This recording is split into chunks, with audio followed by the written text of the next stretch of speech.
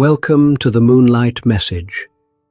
Tonight, a question that has waited the better part of a century for a plain answer. Why is it that wherever socialism has taken full power, sooner or later it turns upon the church? This is episode 35, How Socialism is an Enemy of Christianity. The answer is not economics, it is worship. A system that claims the last word on truth, on conscience, and on the worth of a human life has claimed the place that belongs to God alone. Such a system cannot simply ignore the cross. It must replace it. The state becomes the savior. The party becomes the priesthood. The plan becomes the creed. Doctrine came before blood. Karl Marx wrote that religion is the opium of the people. A sedative, then, something to be taken away from a patient who must be made to feel the full weight of his condition. Lenin made the taking away a duty. Militant atheism, he taught, was not one opinion among many within the Marxist outlook. It was a cornerstone of it. Faith was not to be reasoned with over long years in the patient manner of argument. It was to be cleared away, as a man clears ground before he lays a foundation. Hold on to that word, cleared. It tells you that something else was meant to stand there. In January of 1918, within weeks of taking power, the new Soviet government issued its decree separating church from state. On paper, a tidy administrative measure. In practice, the church was stripped of its legal standing and its property. Buildings, land, vessels, bells. What had been given by generations of the poor was declared to belong to the people, and the people, it turned out, meant the state. Then came the missionaries of the new order. The League of Militant Atheists existed for one purpose: to root religion out of the country altogether. Lectures, pamphlets, processions, mockery in the schools and in the press. Every instrument a church might use to teach turned around and aimed the other way. A priesthood in reverse. Under Joseph Stalin, the pressure became a demolition. Churches were closed in their tens of thousands across the Soviet period. Monasteries emptied. Clergy were arrested in waves, sent into exile, sent to camps, and shot. Bishops disappeared into the paperwork of a state that no longer had to explain itself. And on the 5th of December 1931, in the center of Moscow, they put explosives beneath the Cathedral of Christ the Saviour. It had been raised in thanksgiving for deliverance, and it came down in seconds, in a cloud of dust and gilding, watched by a crowd. The ground was wanted for something better. A palace of the Soviets, taller than anything in the world, crowned with the image of Lenin. Consider what that is. Not an act of vandalism, but of substitution. On the site where men had knelt to God, men would gather to admire man. That is the whole argument in one afternoon, not by accident. The same logic traveled. In China, under Mao Zedong, atheism became the settled position of the state, and the church was offered an arrangement. Through the Three Self-patriotic movement, congregations might continue, provided they registered, provided their leadership was approved, provided the pulpit remembered who was truly in charge. A leash held gently at first. Christians were not asked to stop believing, they were asked to submit their believing to the party. Even that was not enough. When the Cultural Revolution came, the leash was cut and the animal killed. Churches were shut, including the official ones that had done everything asked of them. Bibles were seized and burned. Believers were paraded, denounced, beaten, and set to work. Ministers were made to kneel, not in prayer, but before crowds.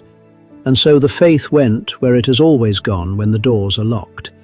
Into houses, into memory, into hymns sung low.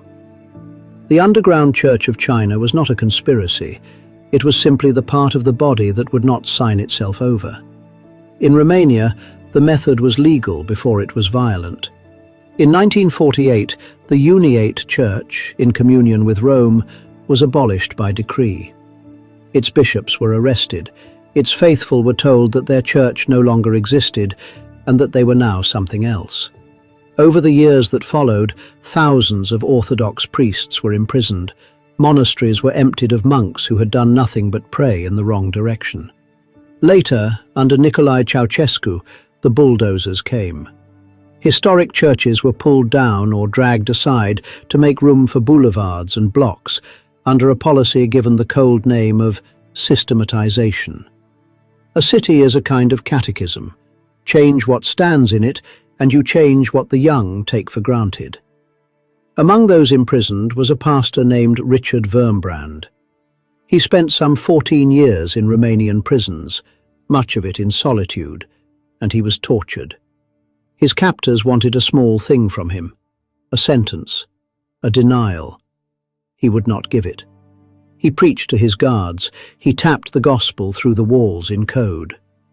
When at last he was ransomed out and came to the West, he did not bring a political program. He brought a warning, and it was unwelcome in comfortable places. Communism and Christianity, he said, cannot be reconciled. He had not read that in a book. It had been written on his body. Cuba tells the story in miniature. Fidel Castro came to power, and the church, which had schools, presses, and the affection of the poor, became a rival. Religious schools were taken into the state. In 1961, around 131 priests were put aboard a ship and expelled from the island. Foreign influence, it was called. Many of them had baptized the children of the men who signed the order. And then, in 1969, Christmas was struck from the calendar. Not neglected, not crowded out by shopping. Abolished as a public holiday, because the sugar harvest mattered more, and because a day that belongs to God is a day the state does not own. It stayed abolished for 29 years, until 1998. Consider the strangeness of a government so large, so armed, so certain of history, and yet frightened of a single winter feast, and a child in a manger. 4 countries, 4 cultures, 4 languages of prayer, and one pattern, repeated closely enough that we ought to stop calling it coincidence. This was never 4 accidents. It was one logic working itself out. A system that locates salvation in class, in party, and in the plan, cannot live alongside a Lord who says that his kingdom is not of this world. It cannot abide a church that answers to God before it answers to the committee. Where Christ teaches that every person bears the image of God and is worth the whole price of the cross, the regime requires the person as material. Labor, numbers, a means to a future that is always just ahead. 2 accounts of what a man is. Only one can be taught in the schools. That is why the icons come down and the portraits of the leader go up. It is not tidiness. It is not progress. It is a wall that has room for only one face. So what became of the palace? It was never built. The great tower to the new man, crowned with the image of a mortal, never rose above the mud of the excavation.